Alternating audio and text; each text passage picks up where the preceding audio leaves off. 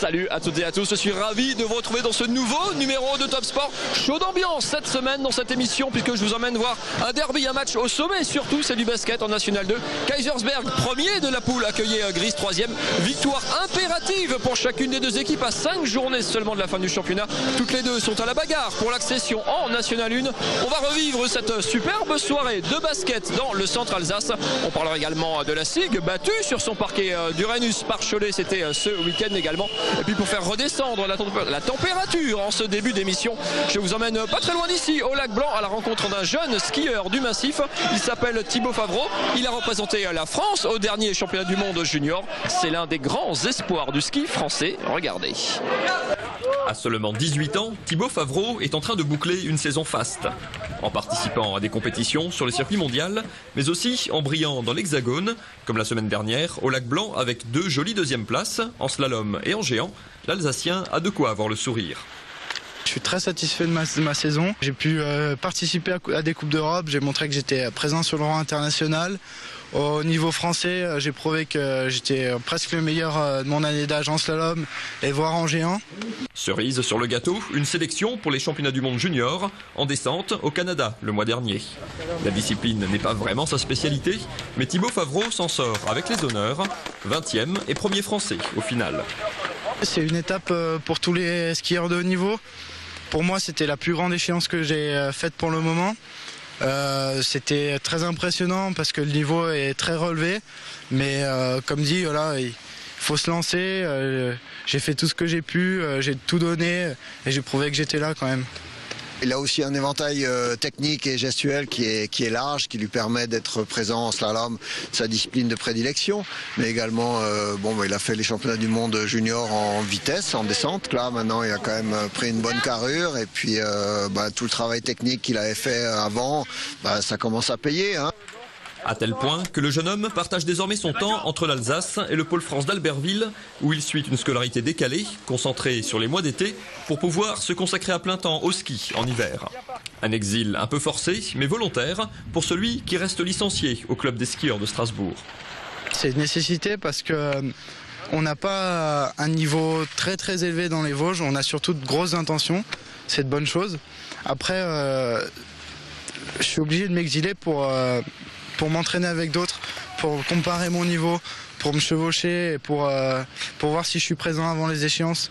Donc je suis exilé, mais mon cœur reste toujours en Alsace. Et le bel hiver de l'Alsacien n'est peut-être pas tout à fait terminé.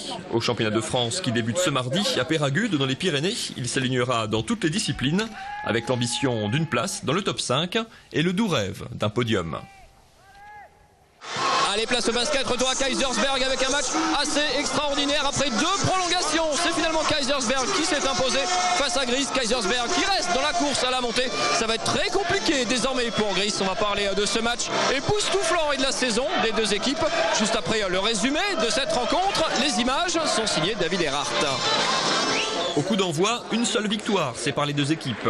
Gries arrive sur une série de 7 victoires consécutives et Kaisersberg est invaincu à domicile. Ce sont les Verts de Gries qui démarrent pied au plancher et mènent rapidement 8-0. KB embraye enfin et se trouve de l'adresse au tir extérieur. Mais ce sont les Barinois qui font la course en tête et mènent de 8 points à la fin du premier quart-temps, 27-19. Le deuxième quart, lui, sera bleu. KB grignote son retard. Freddy Benjamin et Eric Freiburger s'arrachent sous le cercle et égalisent.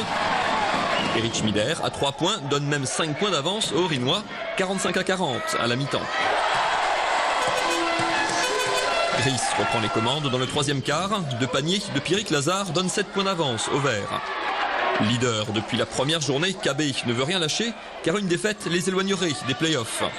Dans le dernier quart, les Bleus s'arrachent et Eric Schmider marque 2 paniers incroyables dans les dernières minutes. Le premier pour égaliser à 72 partout avec ce ballon qui s'immobilise sur le cercle avant de rentrer. Son second shoot rebondit 3 fois sur le cercle pour offrir un petit point d'avance à KB. Pierrick Lazare égalise au lancer franc. KB a le panier de la gagne mais ne marque pas. 75 partout, prolongation. Gries reprend les commandes au lancer franc. Benjamin, d'une superbe claquette, garde son équipe au contact. À 80 partout et 2 secondes à jouer, Kaisersberg a une nouvelle balle de match. Mais Eric Schmider manque la cible. Deuxième prolongation. Le même Schmider place KB en tête. La bagarre continue de plus belle dans une salle surchauffée. Freddy Benjamin marque avec la faute, puis s'arrache encore sous le cercle. Un dernier lancer franc et une balle chippée en défense. Et Kaisersberg remporte le match de l'année au bout du suspense, 94-90.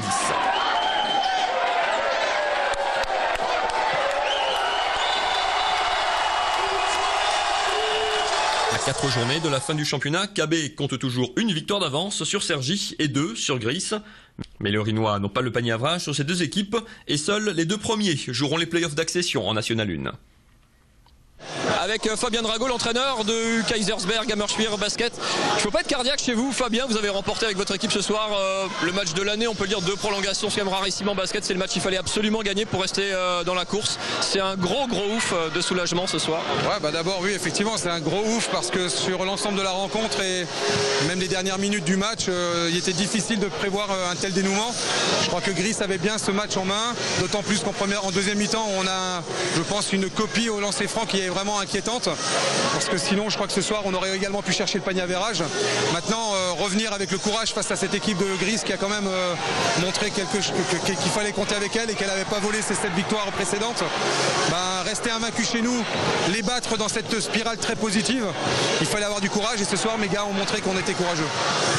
Vous restez leader de la poule, il reste que 4 journées de championnat, vous êtes leader depuis le début du championnat que vous aviez vous-même commencé par une série de 8 victoires. Quand il reste que 4 matchs, forcément, même si le calendrier va être difficile, c'est pas le moment où on a envie de lâcher cette première place. Non, bien sûr, effectivement, le fait d'avoir été premier depuis le début de saison, on n'a pas forcément, même si encore une fois je persiste à essayer d'enlever un peu de pression aux joueurs en disant que nos objectifs sont largement dépassés. Comment dire qu'on ne voudrait pas vivre ce moment, ces playoffs. Je crois qu'aujourd'hui, avec les galères qu'on a eues, les blessés, les absences, je crois que finir premier ou deuxième aujourd'hui pour nous ça n'a plus d'importance. L'important c'est je crois de vivre quelque chose qui valide cette belle saison. Donc je veux dire aujourd'hui il fallait gagner, les gars l'ont cherché. Maintenant on a encore 4 matchs très difficiles, à commencer par le match la semaine prochaine à Uvob. Donc on a à peine le temps de savourer ce moment-là qu'il faut déjà se remettre au boulot et préparer les échéances à venir. Parce que les derbies avec KB c'est terrible, hein. Il y a les prolongations à l'aller à Gris, 2 prolongations ce soir, il y a 2 derbies encore dans les 4 matchs qui restent. On rappelle le principe, hein, il y a les 2 premiers jouent des barrages, au meilleur des 3 matchs contre d'autres poules. Kaisersberg en National 1, la National 1 c'est complètement professionnel maintenant, hein. C'est bien réaliste ou pour l'instant on y pense comme ça? Moi je crois que d'abord il y a un travail qui se fait sur le terrain, ça c'est aux joueurs de donner des réponses. Donc pour l'instant ils se débrouillent pas trop mal sur ce qu'ils montrent. Après il y a des choses qui se passent en coulisses, c'est un autre boulot, d'autres personnes avec d'autres compétences. Moi je crois qu'aujourd'hui le problème n'est pas de savoir est-ce qu'on est en N1 ou pas. Encore une fois, jouer des playoffs, les vivre, les jouer, c'est déjà quelque chose de fabuleux pour Kaisersberg. Revoir cette salle peut-être pleine à cette occasion-là, voilà ce qu'on a envie de vivre. Ne nous prenons pas la tête, jouons les étapes une après l'autre, c'est ce qui nous réussit depuis le début de saison. Et après on verra, les questions on se les posera quand il faudra. Pour l'instant, il ne faut pas brûler les étapes. Quand on vit des soirées comme celle-là, quand un groupe remporte des matchs comme celui-là avec le suspense en remontant des points, avec ces 2 prolongations, en cassant la spirale de Gris, c'est comme des signes qu'une équipe qui a quelque chose, qu'on peut aller loin, que justement sur des matchs de coupe comme les playoffs on peut faire quelque chose. Oui, tout à fait. Ce soir on l'a bien vu, hein. Je crois que ce soir c'était une grosse équipe de Gris qui s'est présentée devant nous, qui était consciente des enjeux avec beaucoup d'expérience, Pierrick Lazare, Bosko Majostorovic et tous les autres. Donc nous on était conscients de tout ça. Je veux dire, ce qu'on a fait ce soir, ça confirme bien tout ce que tu évoquais là. Donc et je crois qu'aujourd'hui il faut simplement continuer à progresser. On a beaucoup de jeunes dans cette équipe. C'est peut-être aussi la différence entre nous et Gris, c'est qu'aujourd'hui on a une sorte de génération, semble-t-il, qui est prête à reprendre le relais et à montrer qu'elle est disponible. Donc aujourd'hui on va au bout des choses. On va aller à Uvob la semaine prochaine et puis on recevra Metz ensuite. On a la Coupe de France aussi où on reste qualifié. On a des belles choses à jouer. Ma crainte c'était de ne plus avoir grand chose à jouer ce soir. Bon tant mieux, on a le droit de rêver encore une semaine. Beaucoup moins de sourire évidemment du côté d'Olivier Badi. Olivier à 4 journées de la fin. Est-ce que du coup Gris avec cette défaite ce soir fait une croix sur les playoffs, sur les 2 premières places? Mathématiquement tout est encore possible, mais c'est vrai que là on va se retrouver à 2 victoires de Kaisersberg. Et je pense que si Cergy a gagné ce soir à 2 victoires de Cergy, il faudrait qu'on gagne nos 4 matchs, que les autres perdent leurs 2 matchs. Ça va être très compliqué. Maintenant on va continuer de s'entraîner, de se donner à fond, finir le championnat le mieux qu'on peut. Et c'est vrai que là c'est un terrible coup d'arrêt. C'est quoi? C'est d'autant plus cruel de perdre ce genre de match après 2 prolongations. Vous avez quand même mené aussi une grosse partie des 40 premières minutes. C'est des matchs difficiles à perdre. Non, pas plus que de perdre de 30. À la rigueur, là, on a montré qu'on est dans le coup avec le premier du championnat, qui a une grosse équipe chez eux. Donc voilà, on a montré du basket. Je pense que les spectateurs se sont régalés.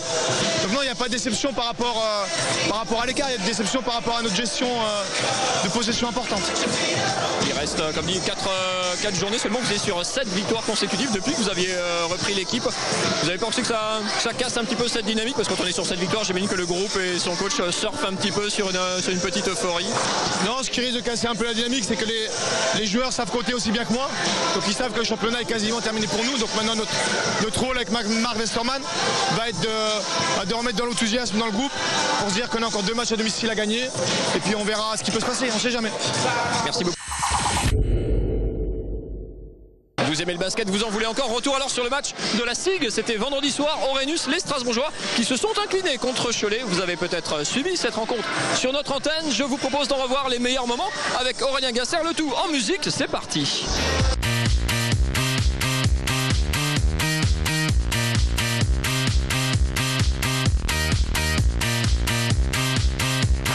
Voilà le dunk de Marcus Goric.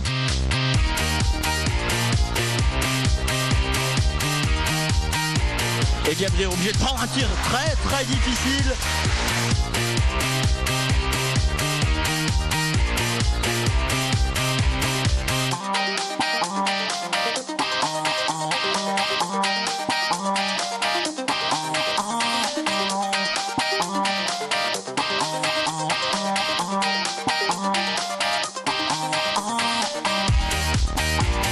Ricardo Greer qui va au panier. Oh là là, le changement de main en l'air. C'est du grand art de la part de Ricardo.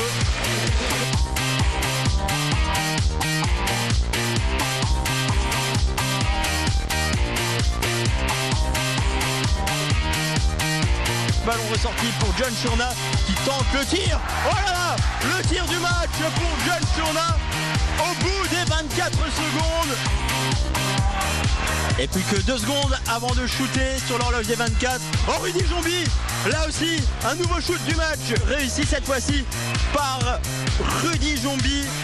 Et malheureusement, voilà, la SIG est menée pour la première fois de la partie, 64-62 par Cholet, alors qu'il reste 1 minute à jouer. Jombi qui va faire le break en marquant ce double pas. Et la contre-attaque emmenée par Derrick Ovasson avec Rudy Jombi qui fait le show avec cette passe contre la planche pour Rudy Gobert. Et là, cette fois-ci, les carottes semblent bel et bien cuites. La SIG qui se déplacera 2 fois cette semaine. Premier déplacement dès ce mardi en Coupe de France à Boulogne. Le 5e de Pro B. Attention, danger pour les hommes de Vincent Collet. Et retour au championnat. Ce sera un déplacement du côté d'Orléans ce samedi. C'est la fin de ce Top Sport. On se retrouve bien sûr lundi prochain à la même heure pour une nouvelle émission. D'ici là, www.alsace20.tv. À la semaine prochaine. Bye bye.